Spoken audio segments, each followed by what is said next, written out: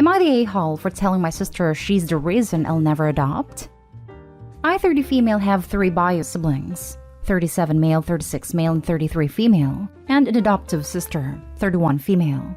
My sister, who I will call Becky's bio mom, is my mom's cousin. The story of Becky getting adopted by my parents was basically her bio parents were addicts that just came one day out of the blue for a visit, then abandoned her at our house. She was 5 weeks old. For a few weeks, they tried to get my cousin's family to take her, but those a-holes didn't want the shame of a baby with medical issues that was born out of wedlock. My parents fell in love with Becky, and the rest was history. Thankfully, all Becky really needed was love and a good home. She beat a lot of odds and leads a healthy, successful life. My parents never hid the fact Becky was adopted. She's biracial, and we all learned about her heritage growing up.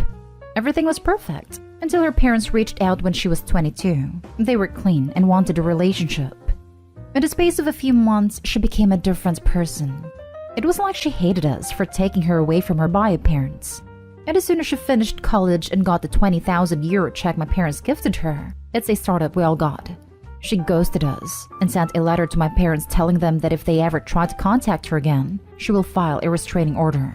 She got married, and none of us even knew. Her mother passed away when she was 26, which led her father to relapse that unfortunately died 8 months later. After that, Becky reached out. My parents welcomed her back with open arms, but I still can't. Which leads to now. Me and my husband recently had a baby via IVF after 6 years trying. 5 natural. I brought my son to meet the family tonight, and after dinner all of us girls were in the living room. I brought up how he was worth everything, explaining my struggles, and that I'm gonna start naturally trying soon so he will have a sibling. Becky made a comment about why we didn't look into adoption since the world was already overpopulated, and I told her, honestly, we thought about it, but after all the crap you pulled, I'm afraid you're the reason I will never adopt. Becky yelled at me to get over it already, then left. And my mother said I shouldn't have spoken to her like that, so in the end I ended up leaving early too. My siblings are on my side, but my parents are extremely mad. Now for the top comments. Not stay home, because if her bio parents were still alive, she wouldn't even be around y'all right now.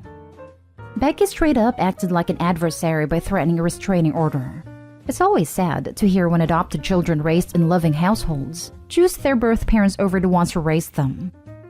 Becky also asked a question she shouldn't have if she wasn't prepared to hear the answer. She knew she caused a great deal of pain and anger. It doesn't take a genius to figure out why Opie prefers not to adopt. I'm sure it was hard to hear. It's quite possible she struggled with being adopted, especially considering she's biracial. But she chose to turn her back on her family, cut them out of her life entirely. It only came back because she lost her birth family. So Becky's using her family as backups and is upset that Opie has a problem with that? Tough. Becky needs to own up to what she did, make amends, and get into therapy. Opie might find some benefit in therapy as well. Not stay home. I hate adopted kids that turn on their parents who love them and raise them as soon as they find out their real parents want a relationship. She deserves it, honestly. Bio parents. The real parents are the people who raised them. I was adopted, and my mom referred to the woman who gave birth to me as my genetic mother. I love that term, as it is so much better than birth or bio parents. Not stay home. Did she ever apologize at least for what she did? To my parents? I honestly don't know. I was so hurt and angry because we were extremely close growing up.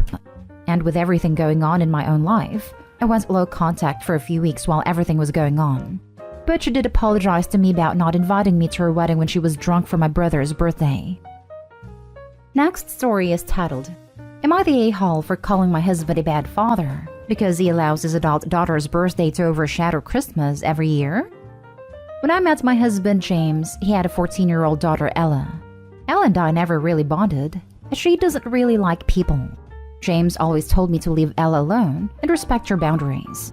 I do believe he took her boundaries too far in some cases, as Ella is now a 27-year-old woman who refuses to speak when she doesn't want to.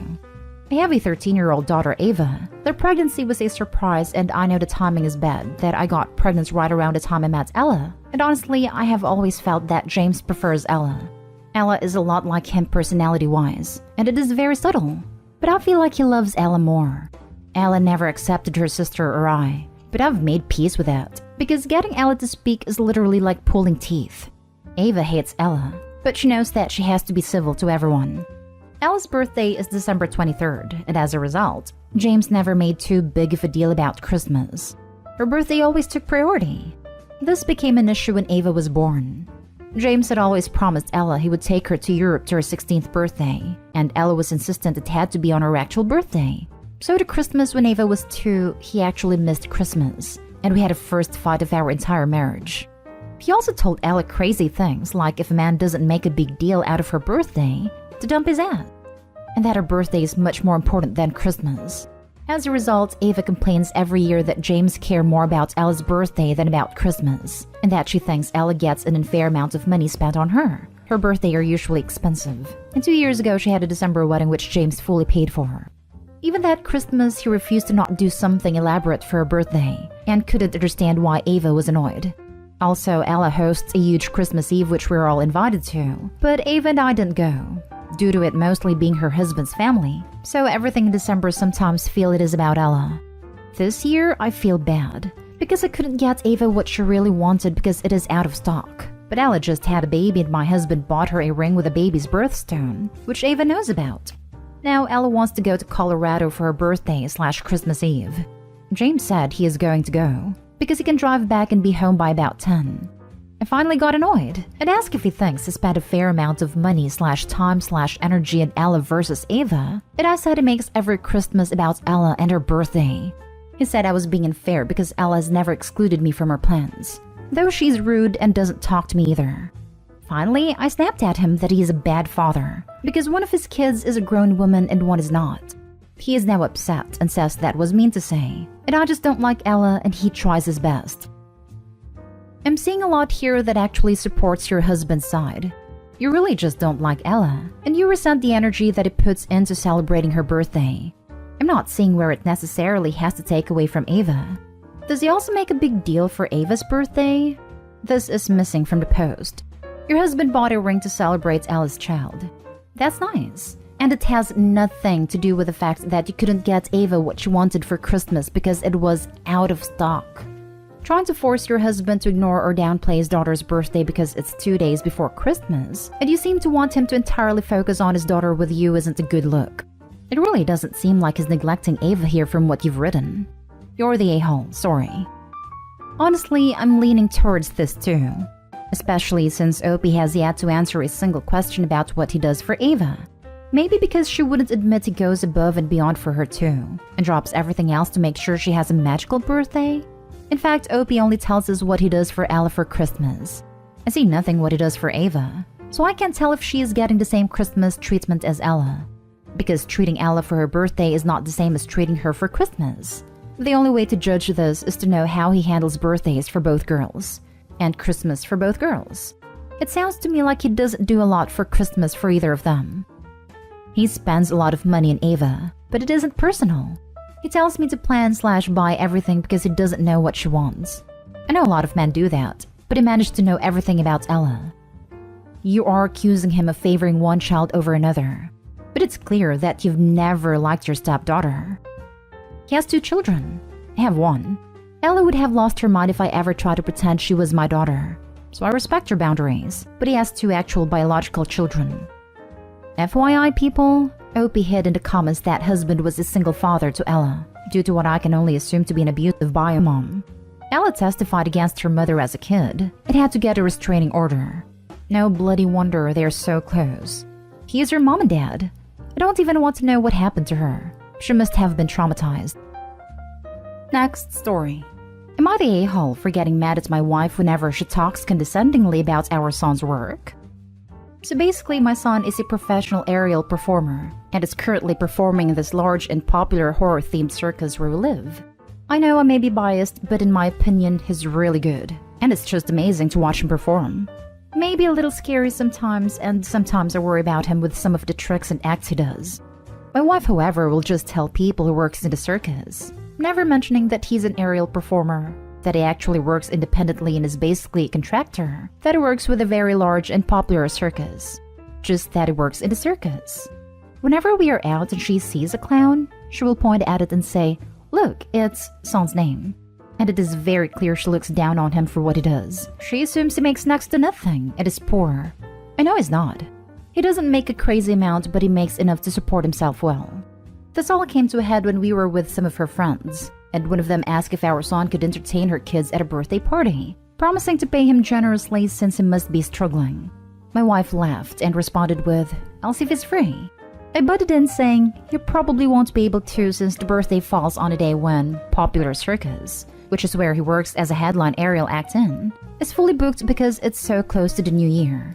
Almost everyone there was shocked since all this info was new to them. My wife looked pissed and left. She sat in the car and texted me that she wants to leave. I stayed for about 20 minutes answering questions and showing them some videos.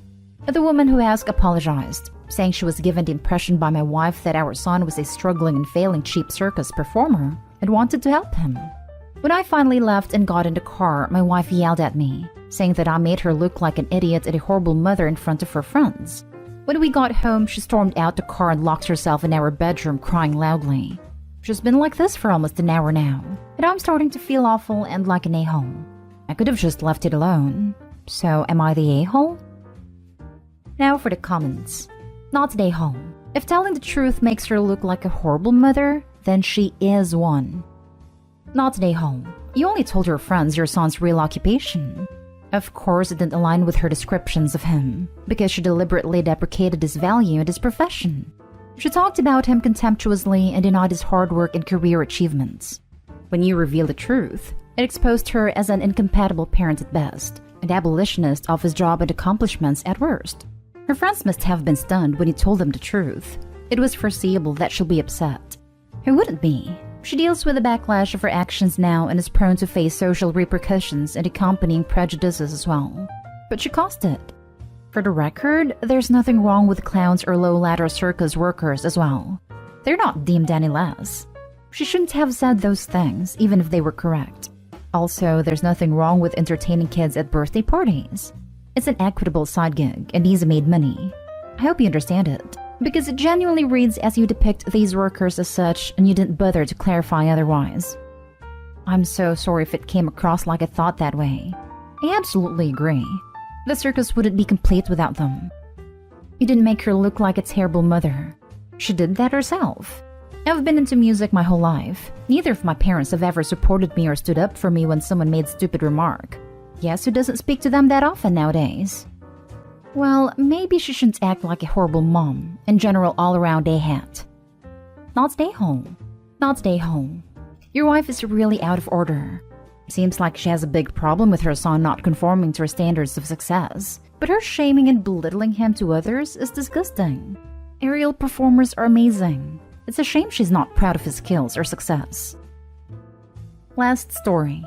Am I the a-hole for asking my dad to pay me back money I gave him because he said I was only lucky in finding a job? I, 25 female, live with my parents and little brother, male 13. For backstory, I give my parents money monthly to help with rent plus bills. I often treat them all to nice restaurants when I get a bonus, and even buy groceries and snacks for everyone to use at home. I have never been very studious, and I barely managed a degree that I have no interest in. I did not enjoy the field and never looked for work in it. Instead, I wanted to explore my options and tried a bunch of different jobs, some that didn't always pay well. Even then, I still contributed to the house and managed my own expenses. I was always into video games and my parents had a problem with it since I can remember, saying that it's not a girly thing to do and it won't get me anywhere. Well, about a year ago, I got a job as a small copywriter for a video game-based page. It didn't pay well at first, but I worked very hard, got a promotion, and I'm now even in charge of sales and collaborations, where I make some decent money in commissions. The other day, my dad was talking to my brother, and I was passing by and overheard their conversation. My dad told him he must study hard and get a real profession, and not to be like me because I just got lucky in finding a job related to video games, and it's not real work. Here's where I might be the a-hole. A while ago, my parents needed some money in an emergency, so I gave it to them out of my savings. I even said it is okay, they don't need to pay it back. But after hearing my dad say I got to where I am because of luck, I walked up to him and said, "Remember the money I gave you guys? I'm going to need you to pay it back when you can. You see, who knows when my luck ran out, and I might need the money." My dad got mad and said I was an a-hole for being so petty over a small comment he made. when I know he doesn't have the money to pay me back. What do you think, guys? Am I the a-hole? Not an a-hole. Perhaps you should save the money you've been giving your parents and move out on your own. I live with them because they need help with the bills and stuff. I'm planning on moving out next year, though. If they don't respect the job you have and the money you make, it shouldn't be helping to pay their bills. I get wanting to help them, but if they're going to continue to bite the hand that feeds them, you'll only be reinforcing the behavior by staying. How is that your problem? I mean, what if your luck runs out and you wasted all that time and money helping your parents out when they don't even appreciate or respect you? Stop paying rent, save your money and move out. Your parents are the a-holes. I wish you could see the face I'm making right now. You have to help support them while they insult you? Make him pay you back. Not an a-hole. Whatever the amount was, take it out of your rent. There's another comment here to make sure you don't end up in a relationship where the person insults you while demanding you support them because you're used to it. And that's something you should be watchful over.